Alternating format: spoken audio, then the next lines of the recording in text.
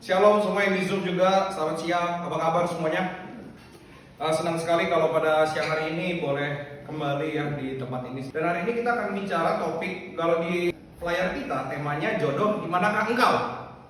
Ya, tapi sebenarnya bukan, kiri. Ini bukan judulnya, nah ini judulnya. Jodoh atau bodoh? Sekali lagi ini adalah judulnya, jodoh atau bodoh. Kalau kita lihat ya di dalam Alkitab, mungkin banyak yang nggak mau bahas tentang relationship. Why? Kenapa banyak orang yang jarang, terutama kepada anak? Mungkin ada juga yang bahas, tapi pembahasannya sederhana. Kenapa? Karena gini, rata-rata anak di usia-usia sekitar yang belum menikah itu nggak mau diatur banget tentang relationship, betul atau betul? Nggak mau dipretelin lah intinya gitu. Jadi nanti kalau udah masalahnya, nanti kalau udah menikah ada apa-apa ya, kalau udah ada apa nggak mungkin lah relasi itu nggak mungkin nggak rusak. Tapi setidaknya gereja ini bertanggung jawab juga, Reveal juga bertanggung jawab untuk memberikan pengajaran yang benar tentang relationship. Pertanyaannya, di Alkitab ada kata pacaran nggak? Nggak ada. Terus kenapa kita harus bahas tentang relationship suami istri atau relationship antar relasi lawan jenis? Ternyata kalau dilihat-lihat di Alkitab tuh banyak loh ngebicarain tentang relasi suami istri. Adam Hawa itu paling pertama, betul? Siapa lagi? Abraham, Sarah, itu bukan suami istri. Siapa lagi? Jadi jangan cuma melihat ayat-ayat hai suami, hai istri, enggak. Tapi cerita. Contoh, ada yang tahu Simpson Delilah? Gimana ceritanya? Ada yang masih ingat khotbah kita tentang Ananias dan Safira? Udah lupa ya semuanya. Kisah Rasul 5 itu bukannya suami istri. Suami istri kan, Ananias Safira. Jadi pertanyaannya, Alkitab banyak gak ngebahas tentang relationship suami istri? Ternyata banyak. Kalau mau diukur banyak. Ini salah satu hal yang ternyata memang dari pertama kita harus ngerti bahwa relasi suami istri atau keluarga adalah relasi yang memang dirusak paling pertama dengan waktu iblis menggocek Hawa, gitu ya. Ini yang harus kita ngerti. Makanya di sini yang harus kita ngerti, relasi inilah yang bakal dirusak juga. Jadi mulai dari orang mencari pasangan sampai orang sudah menikah sampai tua nanti, inilah yang akan sering dirusak oleh iblis. Makanya untuk itu kita mungkin ngerti tentang bagaimana mengasihi, tapi banyak yang nggak ngebahas tentang relationship, terutama pacaran dan pernikahan. Makanya daripada kita nanti semua bingung, atau ya pada siang hari ini, gue cuma punya dua solusi buat kalian. Kalau kalian merasa tersindir, sorry, bukan gue yang nyindir, itu kebenaran yang harus lo terima. Kalau lo nggak mau terima, nggak apa-apa. Ya, sekali lagi, kalau nggak mau terima, nggak apa-apa. Tapi kalau kalian terima, puji Tuhan. Makanya salah satu hal yang sulit waktu mau bagi ini adalah pergumulanku. Apakah aku akan dibenci kalian atau tidak? Tapi kalau kalian benci aku karena aku menyampaikan kebenaran, ya sudah, it's okay. Sudah bagiannya. Ya, nggak apa-apa ya. Kok nggak apa-apa ya, ngapain gue nanya? Oke, pertama-tama sebelum kita membahas jodoh atau bodoh, kita next dulu. Harus bergumul dulu tentang ini. Jodoh ada di tangan Tuhan. Rata-rata ada 3 pendapat. Jodoh ada di tangan siapa? Di tangan Tuhan kah? Tangan kita kah? Atau tangan orang? Ya, tangan ibu mertua kah? Atau tangan mamanya kah? Nah, jadi kenapa keluar hal ini? Waktu itu aku lagi kayak Indomaret gitu ya. Terus lagi mikir jodoh di tangan Tuhan. Tapi habis itu ada tercetus pemikiran, kalau jodoh di tangan Tuhan, kenapa ada perceraian? Nah, kalau memang jodoh di tangan Tuhan, kenapa ada perceraian? Nah, makanya kita harus belajar satu doktrin, nanti kapan-kapan kita akan belajar tentang ini, tentang kedaulatan Allah dan tanggung jawab manusia. Sekali lagi, kita harus mengerti tentang pemahaman doktrin kedaulatan Allah dan tanggung jawab manusia. Atau tanggung jawab manusia ini kita kaitkan biasanya dengan kehendak bebas.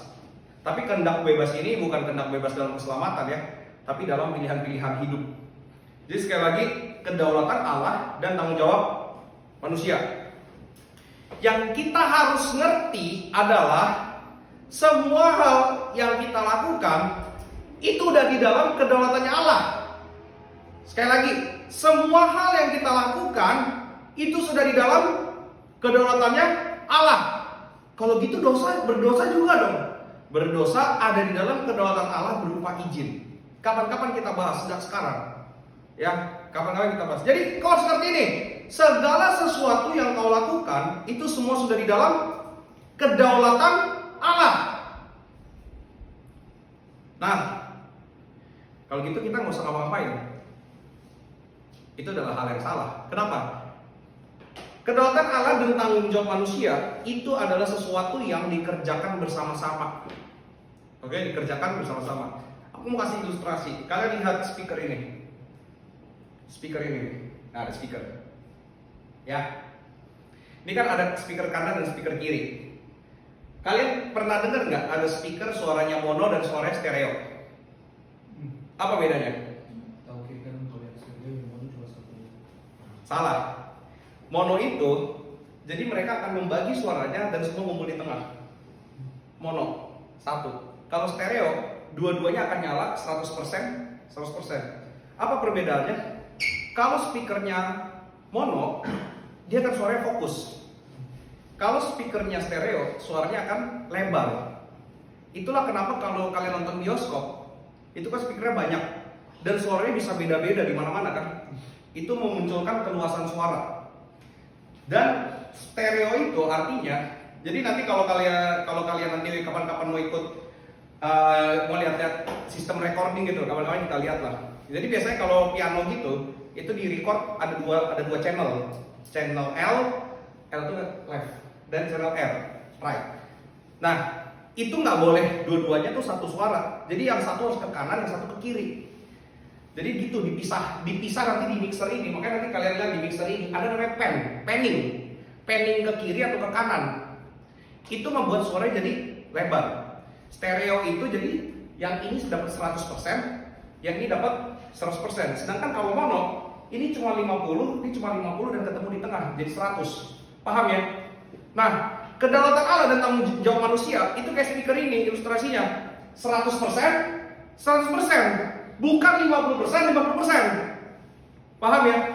Jadi bukan kita punya bagian di dalam kedaulatan Allah. Jadi bukan kita dan Allah itu bekerja 50% dan kita baru bekerja 100%. Enggak. Semua yang ada di dalam segala sesuatu yang kita lakukan, Allah bekerja 100%, kita juga bekerja 100%. Itulah makanya banyak orang yang menganggap kalau Allah udah berdaulat kita nggak usah kerja. Itu salah, gak ada hubungannya. Karena Kristen nggak mengajarkan hal seperti itu. Yang diajarkan Kristen adalah Allah berdaulat dan manusia bekerja. Oke? Paham ya sampai sini ya? Makanya sekarang pertanyaannya, jodoh ada di tangan siapa? Jodoh ada di tangan Allah dan di tangan kita. 100% di tangan Allah dan 100% di tangan kita. Tapi kan ada kayak orang-orang yang sangat rohani ya. Orang-orang sangat rohani biasanya ngomongnya kayak gimana? Wah, nanti tunggu waktunya Tuhan. Kalau ditanya, gimana soal pasangan? Tunggu waktu yang terbaik dari Tuhan. Nah ini sangat rohani. Biasanya kalau Pak Jimmy Pardede bilang, biasanya orang-orang yang suka keluarin kata-kata rohani, ini biasanya rohaninya justru kacau. Yang justru nggak ngerti apa-apa. Karena wah, kita serahkan semua sama Tuhan. Terus ada yang, halo, kamu cantik deh. Tuhan, inikah jawabannya?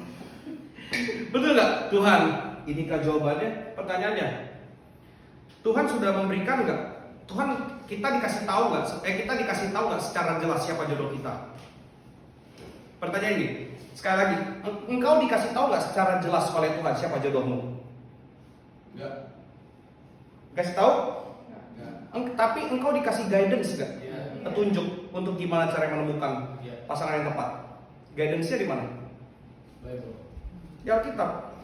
Jadi tanggung jawab kita apa? Mengikuti guidance. Jadi kalau kita nggak ngikutin guidance, artinya engkau sedang melawan Tuhan.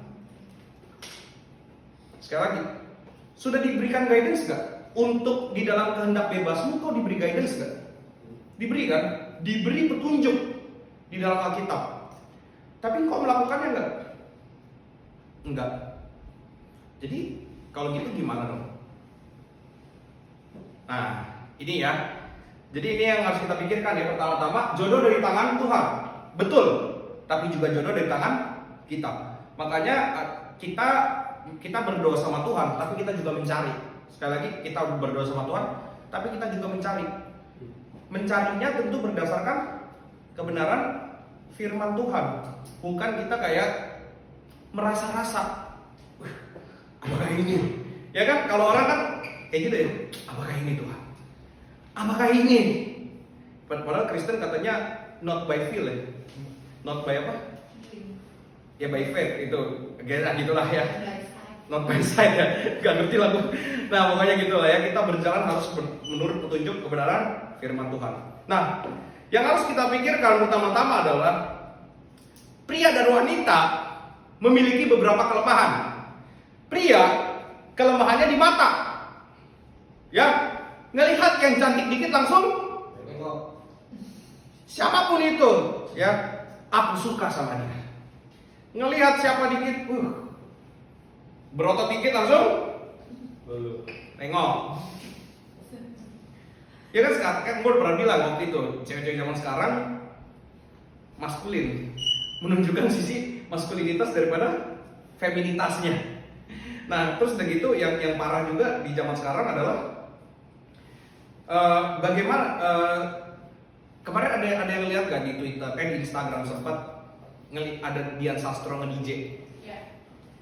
Dian Sastro pakai pakaian kebuka nggak?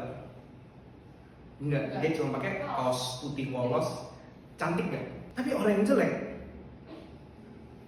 udah kebuka sana sini demi menarik perhatian.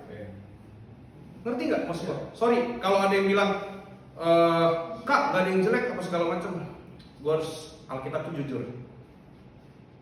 Makanya kalau mau melihat ya, engkau perempuan yang cantik itu, dia tidak akan berdandan sembarangan. Dia akan bawa diri dengan baik. Contohnya siapa? Dian Sastro.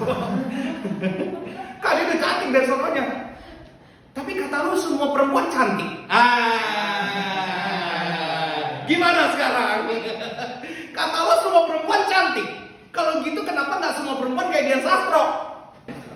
Gimana? Jadi kan ada dua jawaban kan yang berbeda kan. Ya udah, aku aja ternyata memang rata-rata kalau tidak cantik menarik perhatian dengan seksi. Selesai. Itu kayak yang diingin, itu kayak yang benar menurut Alkitab.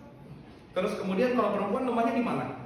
Perempuan memang juga suka cowok ganteng dan six pack. Harus diakui ya. Betul nggak? Siapa di sini yang nggak suka sama Chico Jericho? Elo lah, Elo. Elo ganteng kurang ganteng apa? Ya, dewa. Ya inilah Suga BTS, siapa yang gak suka? Gua nggak pernah lihat. Nah, tapi apa sih yang lemah di perempuan? Perempuan lemah digodain. Halo, kamu cantik deh. Lemah tuh langsung perempuan tuh. Dan yang satu lagi apa? Konsistensi. Lo ngomong aja tiap hari cantik sama dia, gue yakin GR. Gue yakin dia langsung suka sama lo, langsung buka hati. Karena apa? Gak ada pria lain yang bilang aku cantik selain dia. Itulah perempuan. Kau harus tahu itu kelemahan lo. Ya, itu kelemahan lo. Digoda langsung meleot. Karena apa? Tidak ada yang ngomongin aku cantik. Makanya sekarang woman super woman. Bilang sama temanmu sekarang kamu cantik. Kok gak ada yang mau juga? Gimana sih? Enggak woman super woman. Main super woman. Nah, kita harus ngerti bagian ini ya. Jadi berhati-hati dengan cara lawan jenis menggaetmu. Dan kamu yang harus engkau tahu di dalam relasi adalah engkau harus tahu kelemahanmu apa.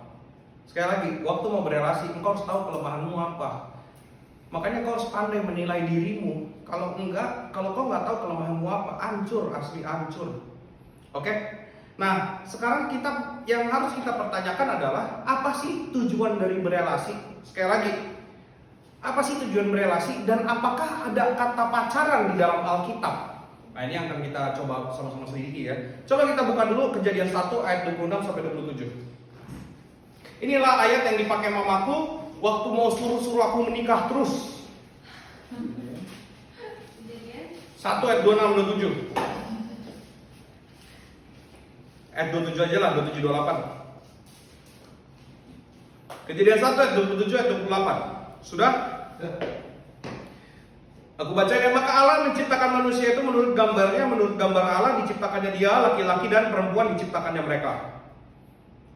Allah memberkati mereka, lalu Allah berfirman kepada mereka. Nah ini, beranak cuculah dan bertambah banyak, penuhilah bumi dan taklukkanlah itu, berkuasalah atas ikan-ikan di laut dan burung-burung di udara, dan atas segala binatang yang merayap di bumi.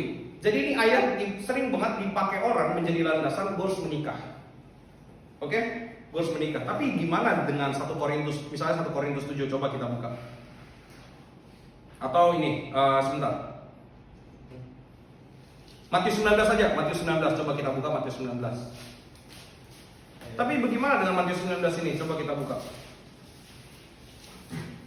Ayat 10 sampai 12.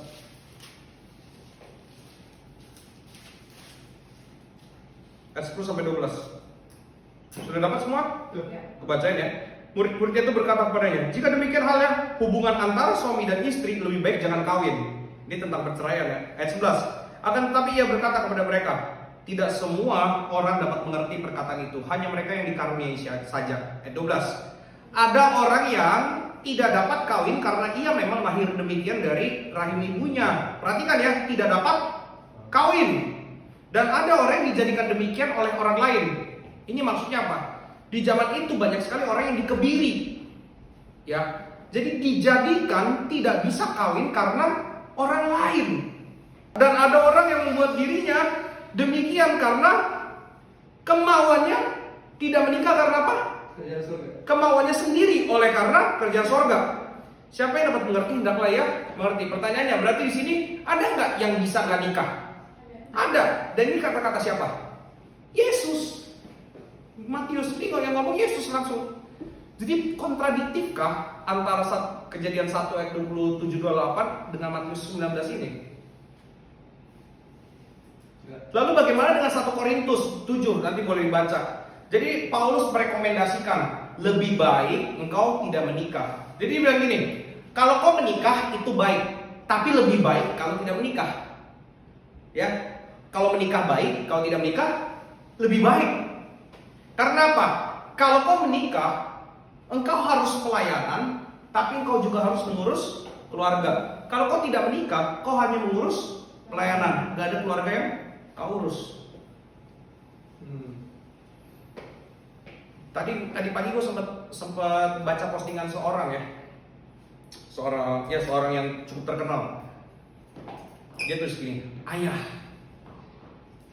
kalau engkau pelayanan, kalau engkau hilang, kalau kau tidak melayani, ada yang bisa menggantimu untuk pelayanan. Tapi kalau kau di rumah, kalau kau tidak di rumah, tidak ada yang bisa menggantikan peranmu sebagai bapak. Jadi jangan lupa engkau harus mengurus keluargamu lebih dulu daripada pelayanan. Salah. Paulus bilang pelayanan dan keluarga adalah hal yang utama. Kita harus benar-benar memikirkan ini. Pelayanan utama, keluarga juga utama. Makanya dibilang susah. Ngerti ya sekarang ya? Kenapa dibilang berumah tangga itu lebih susah, lebih baik tidak berumah tangga? Karena semua yang ada di sini harus melayani. Tapi kalau kau menikah, kau harus juga melayani keluargamu. Dan dua-duanya prioritas, nggak bisa salah satu. Gimana caranya? Udah gua ajarin rekan-rekan bergumul, ya bergumul. Oke, sampai sini bisa dipahami dulu ya. Jadi tujuannya kalau gitu kontradiktif kah antara Kejadian 1, 26, 27, 28 dengan Matius 19 ini? Tentu tidak. Kita harus ngerti bahwa perjanjian lama semuanya sudah dipenuhi di dalam diri Kristus, sudah selesai. Makanya nanti kita harus ngerti sekarang. Setelah itu nanti dilanjutkan, ya kita bisa bilang seakan-akan kayak dilanjutkan. Di dalam Matius 22. tentang perintah Yesus. Apa perintah Yesus? Great Commandment. Kasihilah Tuhan Allahmu dan sesamamu manusia. Coba perhatikan di Matius 22 ayat yang ke-40. Coba perhatikan kalimat ini. Jadi kan tadi Yesus kan bilang, kasihilah Tuhan Allahmu, kasihilah sesama manusia. Ayat 40 bilang apa? Pada kedua hukum inilah tergantung seluruh hukum Taurat dan kitab para nabi. Jadi yang paling inti apa? Mengasihi. Ini adalah hukum yang paling pentingnya. Mengasihi Allah dan mengasihi sesama. Makanya sekarang kita harus ngerti, tujuan dari manusia hidup adalah sekarang untuk Great Commandment. Untuk mengasihi Allah dan mengasihi sesama. Dan juga Great Commission. Apa itu? Menjadikan semua bangsa murid. Next. Nah, makanya sekarang yang harus kita ngerti adalah di dalam relasi. Kalau gitu tujuan berelasi apa? Tujuan berelasi sekarang kalau kita lihat, berarti kita harus mengerti bahwa manusia itu punya tujuan hidup adalah untuk mempermuliakan Tuhan dengan cara melakukan Great Commandment dan Great Commission, yaitu mengasihi Tuhan Allah dan mengasihi sesama, dan juga untuk menjadikan semua bangsa murid. Kalau begitu, manusia berelasi dengan antara prianya dengan wanita, tujuannya adalah untuk Great Commandment dan Great Commission. Jadi menikah itu tujuannya apa? Mengasihi Allah dan sesama, dan juga menjadikan semua bangsa murid. Itu tujuannya, nggak ada yang lain. Tapi kan kadang-kadang kan orang, nanti dibahas di bagian kedua. Ya, jadi pahami ini dulu. Ini adalah tujuan yang harus dikerjakan oleh setiap kita. Coba kita buka ini Kejadian 2. Kejadian 2 ayat yang ke-18. Kita baca ayat 18 aja dulu. Perhatikan ini, kalimat ini baik-baik. Tuhan Allah berfirman apa? Tidak baik kalau manusia itu seorang diri saja. Aku akan menjadikan penolong baginya yang sepadan dengan dia. Gue mau tanya, waktu di Kejadian 2 ayat 18 ini, Hawa udah ada apa belum? Cek dulu yang benar. Tadi di Kejadian 1 udah ada Hawa belum? Kejadian 1 udah ada Hawa belum? Kejadian 1 udah ada Hawa? Sudah ada? Sudah ada. Kalimatnya di ayat 28, Allah memberkati mereka. Jadi nggak mungkin kan Adam dan binatang-binatang. Nggak mungkin Adam dan monyet-monyet kan. Mereka ini siapa maksudnya? Adam dan Hawa. Kejadian 2, Hawa udah ada belum? Ayat 18 kalau gitu. Belum ada. Loh, kok gitu? Jadi gini teman-teman, Kejadian 1 itu merupakan rangkuman dari kisah penciptaan. Kejadian 2 detail dari terutama kisah hari ke-6, detailnya. Makanya nanti kalau ada yang bilang ini rata-rata diserang oleh orang-orang liberal dan lain sebagainya macam gini, enggak, makanya kita harus ngerti gini loh. Ini kan kejadian itu ditulis berbentuk cerita. Ada alur cerita namanya alur maju mundur. Ya, kita harus ngerti ini. Nah, ini ibarat kata ini lagi flashback. Ya, kalau lagi jagoan-jagoan gitu, ya kalau film-film superhero kan lagi mau mukul, flashback dulu 45 menit nih. Dan capek tangannya gini. Ya, flashback dulu 45 menit. Nah, jadi pertanyaannya Hawanya udah ada belum? Belum. Maka ayat 18 coba baca sekali lagi. Tuhan Allah berfirman, apa? Tidak baik kalau manusia itu seorang diri saja. Kenapa tidak baik? Pertanyaannya itu, kenapa tidak baik? Apakah cuma sekedar karena manusia ini kesepian?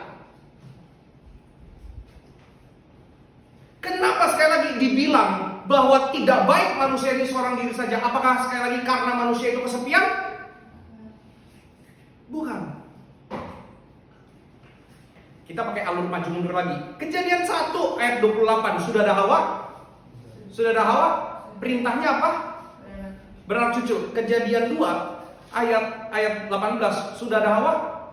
Belum. Perintahnya baru ada kapan? Setelah Hawa ada. Tapi ternyata Tuhan telah menetapkan sebelumnya bahwa Dia akan menyuruh manusia untuk beranak cucu dan bertambah banyak. Jadi sebelum manusia diciptakan, Allah sudah menetapkan mau jadi apa manusia. Makanya kalau manusia seorang diri aja, jadinya apa yang Allah inginkan tidak terjadi dan akhirnya tidak baik. Paham ya? Jadi kalau sekali lagi Hawa belum ada di dalam Kejadian 2 ayat 18. Jadi tapi Allah sudah menetapkan bahwa Dia ingin supaya manusia itu beranak cucu dan bertambah banyak. Jadi nanti kalau manusia ini menikah, mereka baru bisa mengerjakan beranak cucu dan bertambah banyak. Barulah keinginan Allah itu dikerjakan oleh manusia. Paham? Jadi itulah kenapa dibilang tidak baik. Emang Adam bisa lahir hamilin siapa? Sendirian. Dan dibilang sepadan di sini apa? Yang sama-sama manusia, tetapi beda dengan dia. Ya, bukan ikan, bukan dinosaurus. Adakah dinosaurus di zaman itu? Terus apa? Burung, elang? Gak mungkin kan? Harus yang sepadan dengan dia. Yang berbeda dengan sepadan dengan dia, tapi berbeda dengan dia. Karena kalau dua-duanya laki, itu bukan sepadan, itu sama dengan dia. Firmannya sepadan, bukan sama. Oke? Sepadan. Makanya nanti kalau kita belajar tentang fungsi pria dan fungsi wanita, pria itu pemimpin, wanita itu penolong. Dua-duanya sepadan. Engkau harus ngerti ini, dua-duanya sepadan.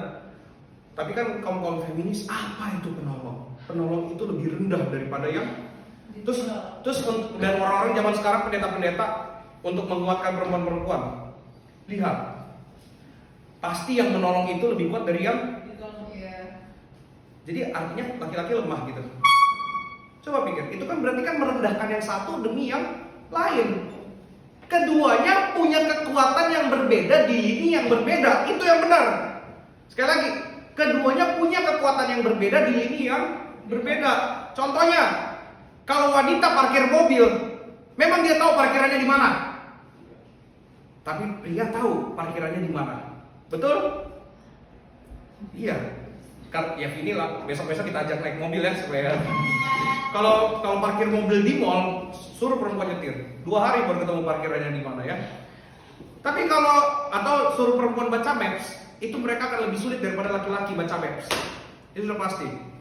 Nah, tapi perempuan itu lebih detail daripada laki-laki. Ya, perempuan itu kalau dia letakin barang di situ, dia masih ingat barang itu di situ. Dia tahu followers kita tadinya cuma 200, tiba-tiba jadi 201. Dia tahu itu siapa yang tambah. Karena perempuan sedetail itu, ya, sedetektif itu. Jadi keduanya punya kekuatan di area yang berbeda dan fungsinya adalah supaya yang satu bisa memimpin dan yang satu bisa menolong. Paham ini baik-baik ya. Jadi sekali lagi kita balik ke sini. Kenapa kita harus berpacaran atau berelasi atau harus punya pasangan? Karena kalau di dalam bagian ini supaya memenuhi panggilan Allah. Maka kita berelasi tujuannya apa? Dan panggilan Allah apa? Great Commandment and Great Commission. Yaitu apa? Kasihilah Tuhan Allah dan kasihilah sama manusia. Dan Great Commission apa? Jadikan semua bangsa murid. Apakah orang Kristen gak boleh gitu memilih sesuai dengan apa yang dia inginkan? Itu yang satu. Pergumulan kedua. Setelah itu aku soal pasangan, aku jadi mikir gini. Kenapa aku menginginkan berpasangan? Apakah ini hanya sekedar keinginan atau kebutuhan? Kalau aku menginginkan pasangan, kenapa aku menginginkannya? Kalau memang butuhnya karena apa?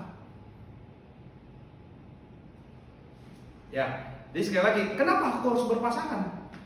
Ini pertanyaan yang aku cukup gumul di waktu itu, dan di tahun 2020 aku tidak bisa menjawabnya. Apakah itu keinginan atau kebutuhan? Jadi aku berhenti berdoa buat pasangan hidup saat itu. Gak usah diikutin ya. Kalau kalian mau berdoa terus silahkan. Tapi kalau aku waktu itu sempat berhenti. Kenapa? Karena aku nggak tahu ini keinginan atau kebutuhan. Karena setelah aku belajar bahwa perempuan itu penolong. Sekali lagi, perempuan itu adalah penolong. Maka dia harus tahu, dia harus tolong aku apa. Kalau aku nggak tahu panggilan hidupku, dia mau nolong apa? Jadi fungsinya dia di dalam hidupku apa dong? Sekali lagi, kalau aku nggak tahu panggilan hidupku apa, dia mau nolong apa? Lalu kalau dia ada di hidupku, dia mau ngapain kalau aku nggak tahu aku mau kemana? Wah, itu aku bergumul sangat luar biasa saat itu ya. Ya tapi tetap ya, coba TP-TP sana sini, emang dajal gue. Tapi sambil bergumul dan mencari. Ingat, jodoh di tangan Tuhan dan di tangan kita. Sama, masih aktif untuk melihat gitu. Gak apa-apa, untuk mencari gak apa-apa. Cuman jangan waktu lo mencari lo menggoda juga gitu. Halo, kamu cantik deh, makan siang gak? Bisa lo tinggalin. Jangan kayak gitu juga ya. Kenapa bersorak? Nah, singkat cerita, akhirnya di tahun 2023, 3 tahun tuh gak berdoa tentang pasangan hidup. 2023 Januari, aku akhirnya mulai lagi berdoa tentang pasangan hidup. Kenapa? Karena ada refill. Sekali lagi, kenapa aku akhirnya mulai berdoa lagi tentang pasangan hidup? Karena refill udah mulai. Refill kan kita mulai di 2022 April kan. Aku mulai berdoa tentang pasangan hidup Januari 2023. Kenapa? Karena ada beberapa hal yang ternyata gue nggak bisa nih. Kalau gue harus ada tempat nih buat cerita nih. Harus ada tempat buat gue bergumul dan dia. Dan di dalam cerita-cerita yang gue mau cerita ini, orang ini benar-benar mesti ngikutin cerita gue supaya dia tahu nanti dengan objektif apa yang dia harus kasih kesimpulan ke gue. Jadi itulah bagian gue ditolong oleh dia. Akhirnya gue berdoa. Puji Tuhan, Tuhan jawab. Baru pacaran sih. Tapi ya kalau memang Tuhan resmikan ya nggak apa-apa ya. Jadi suami istri, kami sedang berjuang untuk menjadi suami istri. Jadi berdoa ya, saya mohonlah doanya ya dari kita semua dan dananya. Nggak bercanda. Tapi gitu, aku mulai berdoa setelah aku tahu. Dan setelah aku mengerti panggilan Tuhan benar-benar di dalam hidupku apa. Jadi tanpa engkau mengerti panggilan Tuhan ini, ingat, kenapa Tuhan melihat Adam tidak baik sendirian? Karena Tuhan punya maksud untuk Adam dan Hawa. Dia udah punya tujuan. Tujuannya apa? Bahwa mereka harus memenuhi bumi. Tapi nggak mungkin kalau Adam sendirian. Nah, pertanyaannya, engkau sudah tahu belum tujuan Tuhan dalam hidupmu apa? Bahwa tujuannya itu adalah untuk Great Commandment dan Great Commission. Itu sudah kau lakukan belum di dalam hidupmu? Sudah belum? Kalau belum, kenapa kau nggak melakukan itu dulu? Coba kita baca ayat 18 Kejadian 2. Tuhan Allah berfirman apa? Tidak baik kalau manusia itu seorang diri saja. Aku akan menjadikan penolong baginya yang sepadan dengan dia. Perhatikan ayat 19. Apakah di situ Allah langsung memberikan Hawa? Ngapain? Kerja. Kerja buat Tuhan. Kerjanya apa? Kasih nama binatang. Coba lihat ayat 19. Tuhan Allah membentuk dari tanah bla bla bla. Lalu kemudian di bagian B-nya, dibawanya lah semuanya kepada manusia itu untuk apa? Untuk melihat bagaimana ia menamainya. Jadi keseriusan mengerjakan pekerjaan Allah. Itu yang diinginkan oleh Allah. Ya, dari si Adam ini. Kita belum serius mengerjakan pekerjaan Allah, udah berharap punya pasangan. Jadi sekarang kenapa kita harus? Makanya sekarang pertanyaannya, kenapa engkau harus punya pasangan? Engkau udah mengerjakan apa untuk Allah?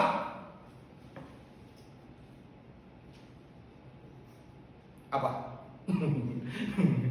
Kenapa sepi? Krik krik krik krik krik krik kru kru. Lalu perhatikan, di dalam Alkitab tidak ada kata pacaran. Yang ada apa? Relasi komunitas dan relasi suami istri. Sekali lagi, relasi komunitas artinya yang ada di sini adalah brother and sister, saudara seiman di dalam Kristus. Oke? Dan pacaran itu masuk golongan suami istri atau brother dan sister? Brother and sister. Pacaran itu masuknya ke dalam golongan brother and sister, bukan golongan suami istri. Makanya pertanyaannya, eksklusifkah hubungan pacaran?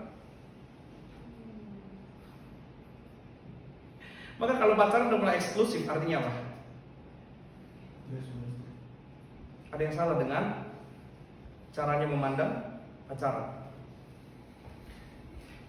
Dan masalahnya gini juga. Kadang-kadang di dalam pacaran, apalagi pacaran dewasa ini, apa yang tidak seharusnya diberikan di dalam relasi pertemanan itu apa yang seharusnya tidak diberikan di dalam relasi pertemanan, itu diberikan di dalam relasi pacaran. Gimana sih maksudnya? Gak, apa yang tidak diberi, yang harusnya tidak diberikan lah. Ini harusnya adanya di dalam relasi suami istri, tapi diberikan di dalam relasi pertemanan. Contoh apa? Misalnya pacaran, tapi ciuman. Itu relasi suami istri atau relasi pacaran atau relasi pertemanan? Kalau memang engkau merasa bahwa pacaran itu boleh ciuman, boleh nggak kalau temenmu yang cowok cium engkau? Atau temenmu yang cewek cium engkau? Boleh nggak? Kan kita teman. Engkau cuma teman sama dia. Tapi kenapa yang lain nggak boleh cium kau, sedangkan dia boleh? Bedanya apa? Pacar. Nggak ada di Alkitab kata pacaran. Kalau gitu boleh nggak having sex? Boleh nggak? Apa yang tidak seharusnya yang seharusnya diberikan hanya di dalam relasi suami istri, harusnya diberikan di relasi suami istri. Artinya apa? Kalau orang-orang kayak gini mendahulukan keinginannya daripada kemauan Tuhan. Coba buka Ibrani 12 ayat 16. Ibrani 12 ayat 16. Sudah dapat? Janganlah ada orang yang menjadi cabul atau yang mempunyai nafsu yang rendah seperti apa itu? Menjual kesurgaannya untuk sepiring makanan. Jangan kamu menjual dirimu demi sepiring keinginan. Sekali lagi, jangan menjual tubuhmu demi sepiring keinginan. Ayat 13, pasal 13 Ibrani 13 ayat 4. Baca. Sekali lagi kita baca bareng-bareng 1-2 ya. Hendaklah kamu semua penuh hormat terhadap perkawinan, dan janganlah kamu mencemarkan tempat tidur, sebab orang-orang sundal dan pezina akan dihakimi Allah. Makanya relasi yang harus diberikan oleh suami istri, biarlah itu di bagian suami istri. Maka kalau kau mau menikmati ini, jadilah suami istri. Jangan pacaran, jadi suami istri. Kalau kau masih pacaran, kau masih pertemanan. Kan mungkin ya, lu kuno, bukan masalah kuno atau enggak. Lu harus ngerti firman Tuhan. Lu harus ngerti firman Tuhan itu bicara apa buat lu. Dan ya sekali lagi, kalau ada yang mau melakukan itu, terserah kalian setelah aku ngomong ini. Ya, terserah kalian. Yang penting aku sudah memberitakan, dan aku harap semua bertobat kita. Ya. Laki-laki kau harus tahu panggilanmu itu apa. Panggilan yang seperti apa yang spesifik kau harus tahu.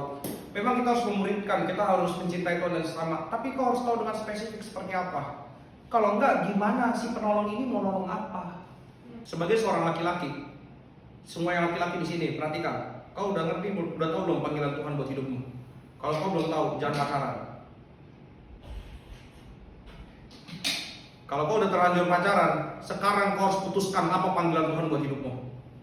Dan buat perempuan, dengarkan aku baik-baik. Engkau udah tahu belum pasanganmu harus ditolong apa? Kalau belum, kau harus bergumul. Serius, gue harus ngomong ini. Kalau lo nggak ngikutin firman Tuhan, relasimu tetap bisa bahagia. Ya, kalau lo nggak mau ngikutin firman Tuhan, hahaha, feeling butterfly in my stomach and everything about it, itu bisa lo dapatkan di dalam relasi. Tapi, apakah itu arti relasi hanya sekedar bahagia? Bukankah itu seperti Esau? Bukankah itu seperti minta sepiring makanan, menjual hak kesulungan demi kebahagiaan sementara? Jadi relasi itu bicara tentang apa? Memenuhi panggilan Tuhan. Dan ingat, pernikahan orang-orang yang sudah benar-benar ikutin Alkitab tidak mungkin selalu bahagia. Mungkin akan lebih banyak air mata. Tapi disitulah, ingat, Mazmur 23 ayat 4. Walaupun aku harus berjalan dalam lembah kekelaman, aku tidak takut bahaya. Yang gue mau highlight adalah, ingat, domba itu berjalan di dalam lembah kekelaman bersama gembalanya. Makanya pernikahan orang Kristen bukan bicara tentang fulfillment diri. Bukan bicara aku senang, kamu senang. Bukan bicara bagaimana supaya kita menumpuk kekayaan, atau punya ini, punya itu, punya ini, punya itu, atau kemanapun yang kau suka pergi. Enggak. Pernikahan orang Kristen berbuah bagi gereja, berbuah bagi dunia. Makanya yang pertama kali harus merasakan buah dari relasi itu siapa? Komunitas, gereja. Maka jika gereja tidak menikmati buah dari relasimu, pertanyakan, ada apa dengan relasimu? Kenapa harus begini? Dan ingat loh, waktu itu, ya pokoknya kalau engkau harus ngerti, ada feeling yang senang ya, bersuka cita yang sangat luar biasa jika engkau menikah atau engkau berpasangan dengan orang yang tepat. Karena feeling diterima oleh semua komunitas itu beda banget. Ini yang harus gue ngomong dengan baik. Maka engkau harus ngerti, engkau harus hidup berdasarkan kebenaran firman Allah. Patokan kita cuma ini, nggak ada yang lain. Makanya kita harus tahu sekarang ada hambatan-hambatan di dalam memahami hidup di dalam panggilan Tuhan ini. Next 2 kali. Hambatan yang paling kentara adalah bahwa manusia itu menikah tetapi tidak memperhatikan kerohaniannya. Kerohaniannya kerdil atau kerohaniannya tidak dewasa. Ingat loh, orang berelasi tapi kerohaniannya tidak dewasa ada nggak? Banyak. Emang butuh? Mungkin ada yang berpikir gini, Kak, emang butuh ya dewasa rohani untuk berelasi? Gue mau tanya, kalian tahu nggak ada undang-undang perkawinan?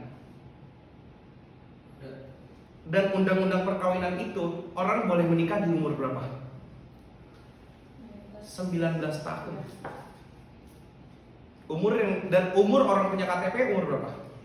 17. Udah dinyatakan dewasa umur 17. Artinya apa? Pemerintah menganggap seorang dewasa di umur 17. Kalau yang di luar Tuhan aja menetapkan batas dewasa, masa kita orang Kristen mau berelasi dengan orang yang tidak dewasa atau tidak menetapkan sebuah batas kedewasaan di dalam berelasi? Ayolah. Kalau yang di luar agama aja, di luar dari Alkitab aja, itu mementingkan kedewasaan untuk berelasi, masa kita orang Kristen tidak mementingkan kedewasaan rohani untuk berelasi? Aneh. Maka yang pertama kau harus mengerti adalah waktu berelasi, keduanya dewasa, bukan salah satu dewasa. Sekali lagi, keduanya dewasa, bukan salah satu. Jadi pernah nih, ada beberapa hal waktu itu gue tanganin ya. Ada yang curhat apa gue waktu itu, gue lupa siapa. Kalaupun gue inget, gue juga gak mau kasih tau orangnya. Dia cerita, "Kak, gue pacaran sama ini nih." Oh salah, sorry. Ada cewek lah, dia cewek. Terus ada cowok yang kayak ngechat dia, "Ih, kamu merubah hidupku menjadi lebih baik. Dengan kamu aku menjadi orang yang dikenal Tuhan. Karena kamu hidupku jadi lebih baik." Ini adalah, perempuan-perempuan langsung merasa, apakah ini pasangan hidupku Tuhan? Apakah ini, langsung merasa seperti itu, merasa menjadi seorang penolong yang baik bagi pasangannya. Hey, waktu berpasangan, engkau bukan disuruh sedang menyelamatkan orang. Jadi pernah nih aku ya kelas penginjilan pribadi, kita nggak boleh menginjili lawan jenis. Kenapa? Karena setelah dia selamat percaya kepada Kristus, kamu harus menerima aku jadi pasanganmu. Nah makanya di dalam berelasi, engkau sedang bukan memenangkan jiwa, tapi engkau menjalani dengan orang yang sudah sama dewasanya denganmu.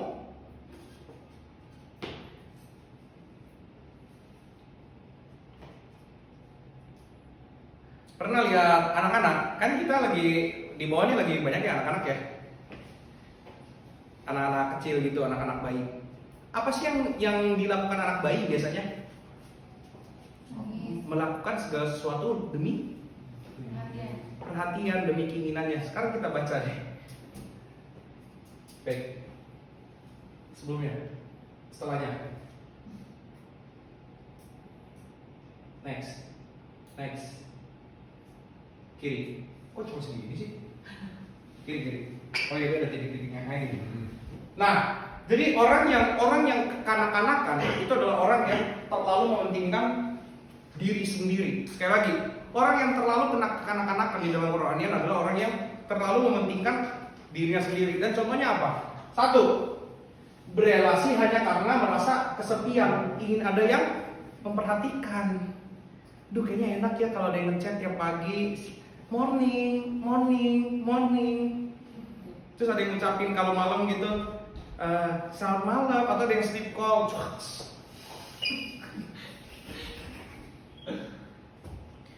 Gini, gue mau ngomong sama yang merasa seperti itu. Kamu nggak lihat sebelah kanan kirimu? Kok bisa kamu bilang kesepian, padahal kamu punya keluarga di sini?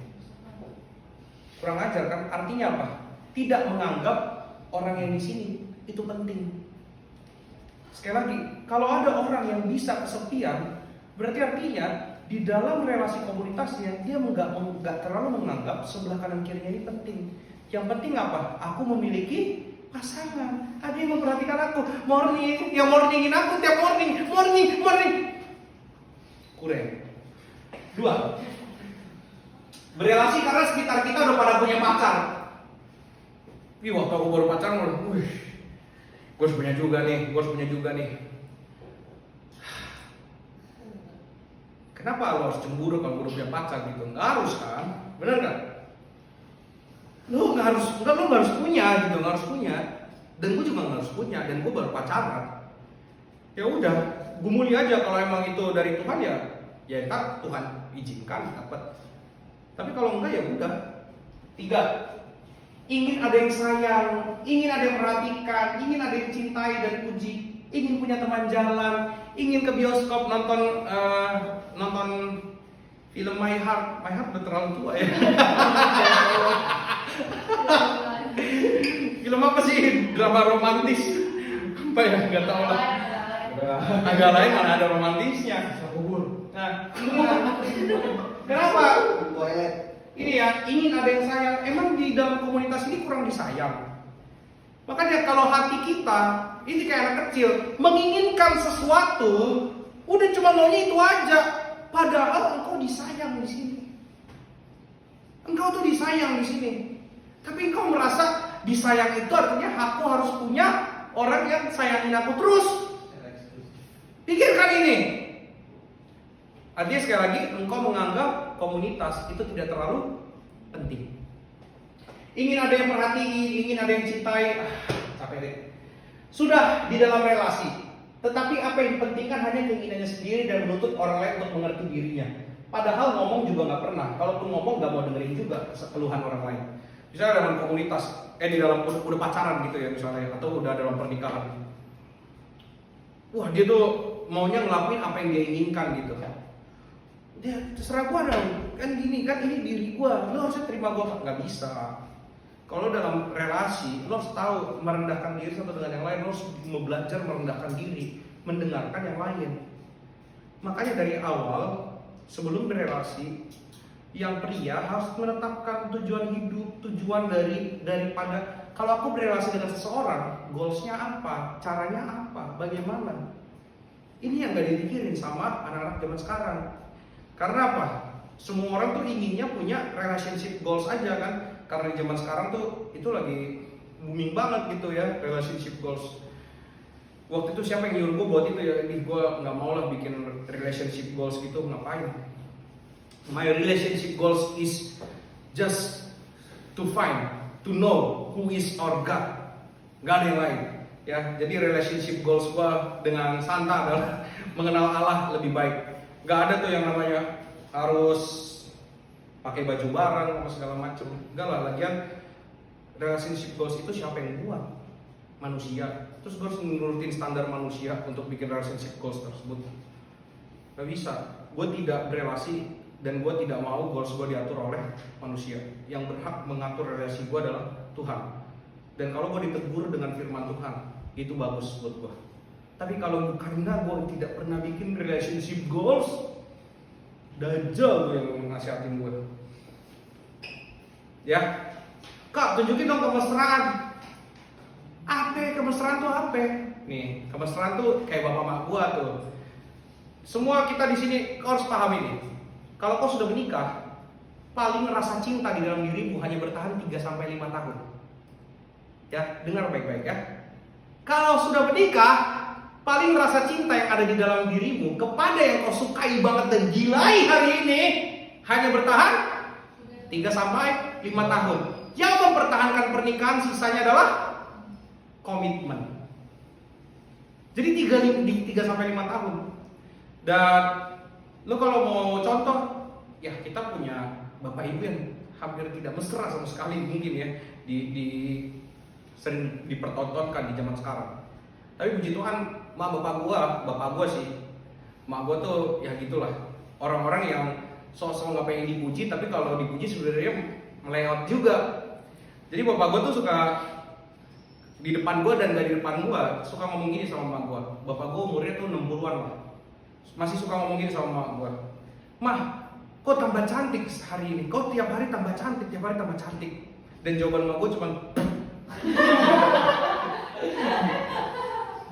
tapi dia akan gue rekam di dalam hidup gue, akan gue ingat terus dan gue akan lakukan itu.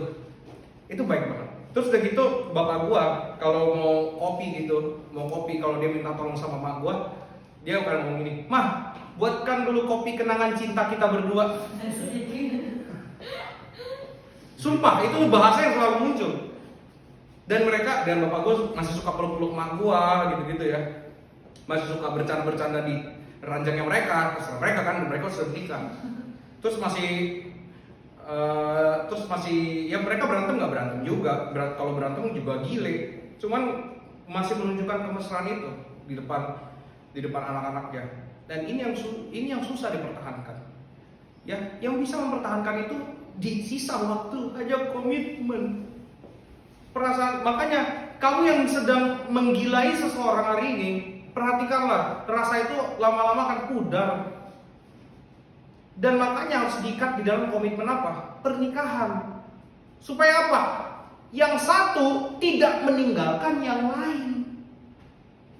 Makanya indahnya dari relasi pernikahan, atau enggak Pak? Yang bisa dinikmati di dalam relasi pernikahan. Kalau lo pulang ke rumah, selalu ada yang cintain lo dan menerima lo apa? Adanya. Itu kepastian dari pernikahan seharusnya.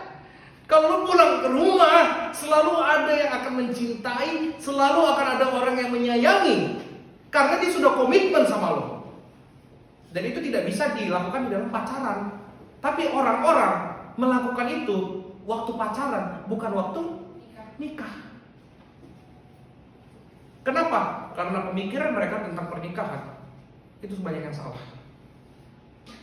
Nah makanya ini juga nih, di dalam relasi, tapi yang dipentingin hanya keinginannya, cuma mau didengerin terus, tapi giliran orang lain ngomong gak mau dengar, nggak bisa. Kan orang yang kayak gitu kan masih kekanak-kanakan ya, betul gak?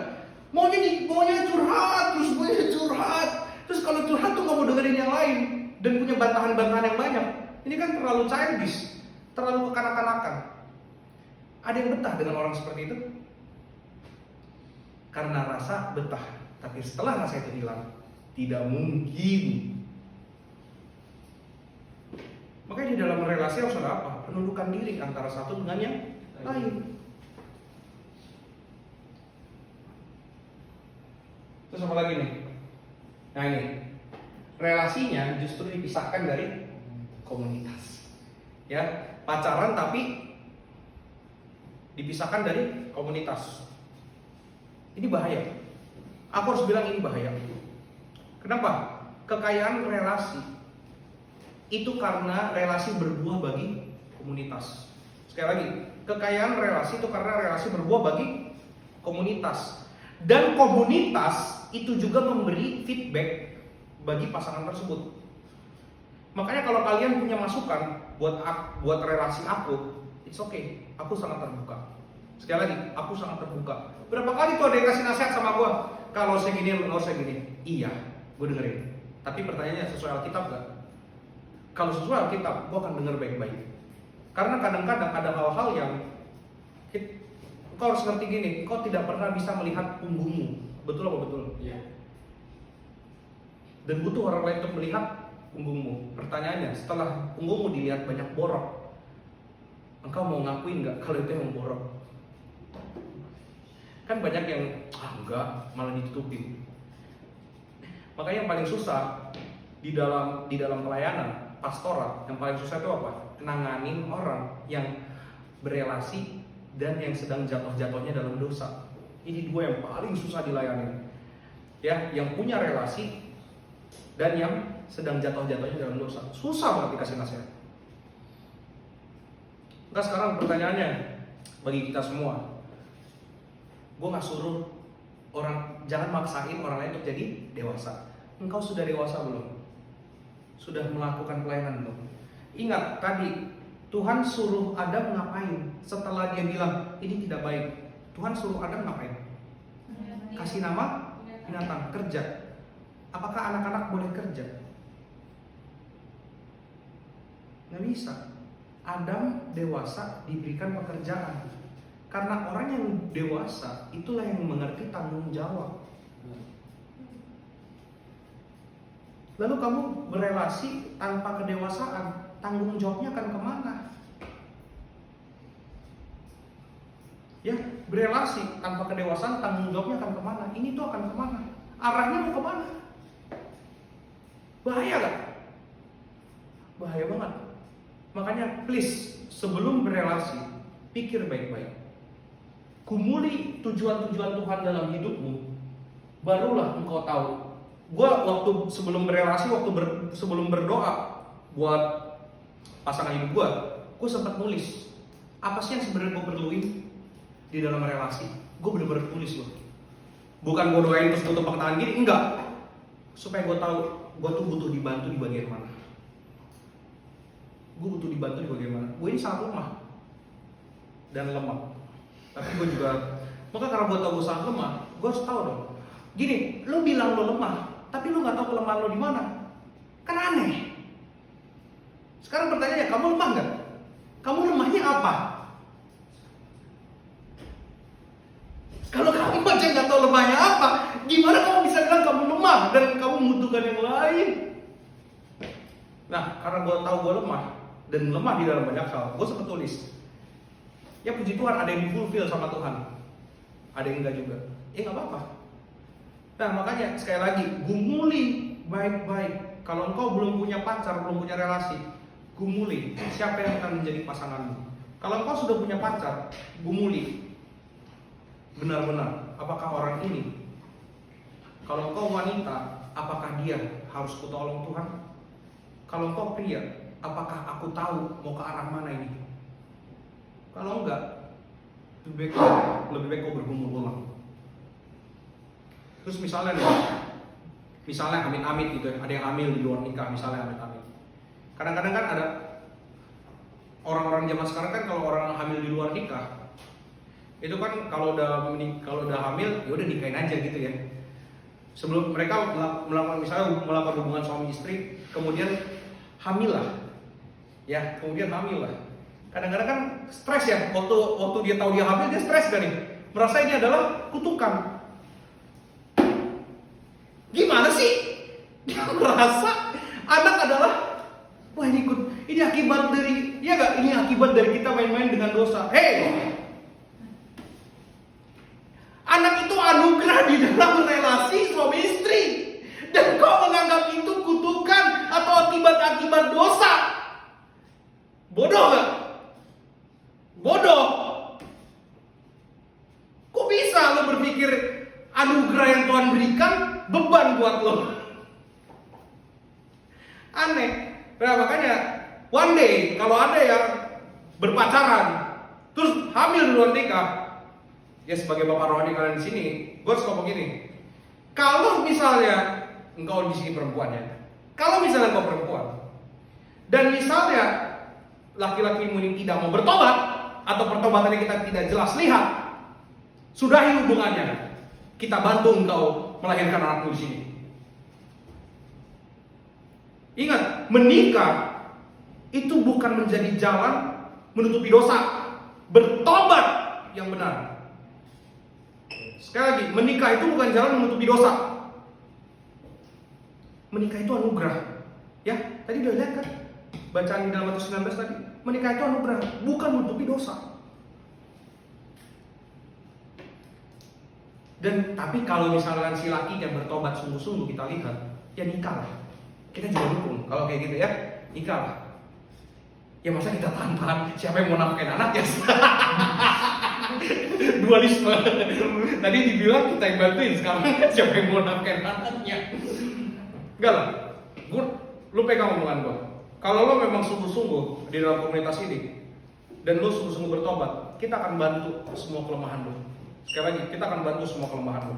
Kita akan coba bantu, tapi kita bukan menyelesaikan. Kita hanya membantu, bukan menyelesaikan. Ya. Sekali lagi, pegang omongan lo. Kalau lo ada apa-apa di dalam refill ini, kita akan bantu lo semaksimal mungkin. Ya. Bodoh amat, harus sampai sebagaimanapun perjuangan kita untuk membantu lo, kita akan bantu, mau kayak apapun caranya. Kalau lo emang mau sungguh-sungguh bertobat, tapi kalau lo nggak mau bertobat, ya sudah, kita bantu serahkan kepada iblis. Pilihannya cuma itu, apalagi pilihannya. Next. Maka sekarang, ini kesimpulannya ya. Yang pertama, bodoh. Kenapa langsung bodoh ya?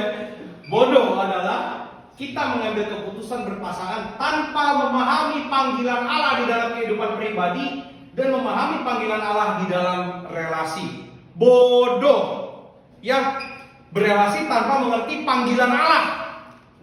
2. Bodoh adalah menempatkan perasaan suka di atas kebenaran firman Tuhan. Tuhan, aku suka banget sama dia. Dia biasa dideketin, misalkan cewek-cewek kan kesepian gitu. Siapakah yang mau jadi pacar aku? Siapa? Terus saya deketin. Halo, langsung cerita sama gua, Kak, ini kayaknya dari Tuhan deh. Biasa itu terjadi. Ini kayaknya dari Tuhan deh. Hei, ini. Jangan menempatkan perasaan suka di atas kebenaran firman Tuhan. Ini yang harus ada di atas. Jangan yang di sini muncrat kemana-mana. Redam pakai ini. Makanya Amsal 4 ayat 12 ya. Bilang apa? Apa? Gue juga nggak tahu bilang apa. Amsal 4 ya, ayat 12. Apa ayat berapa ya? Saya lupa juga. Bukan. Mazmur 119. Dengan apakah seorang muda mempertahankan kelakuannya bersih? Coba dicari ayatnya di mana ya? Mazmur 119 ayat 110 kalau gue nggak salah. 100. Mazmur 119 ayat berapa ya?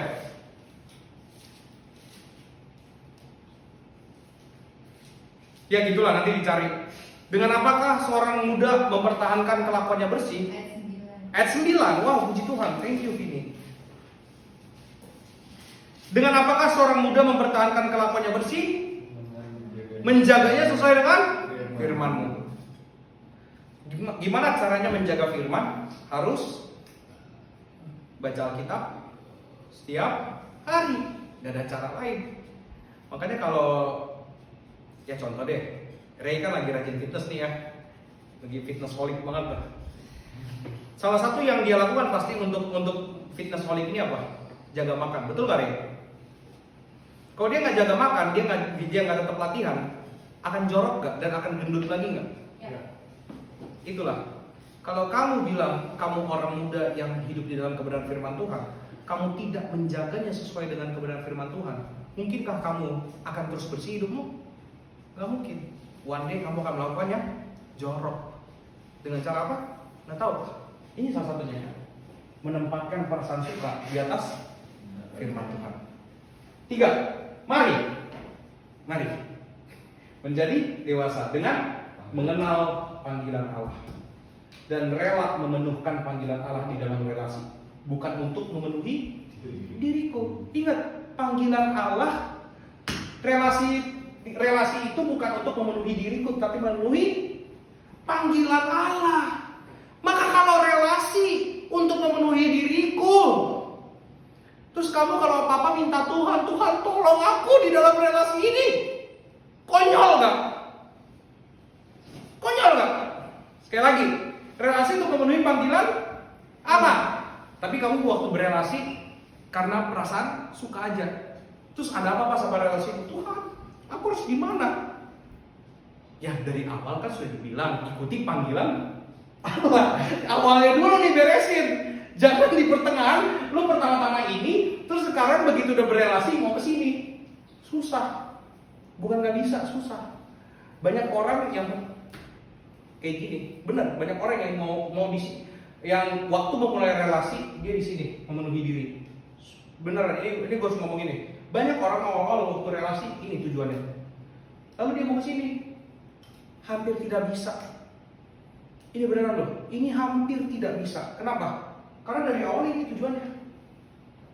Maka hati-hati, kalau kau berelasi demi ini, engkau mau ke sini, hampir susah.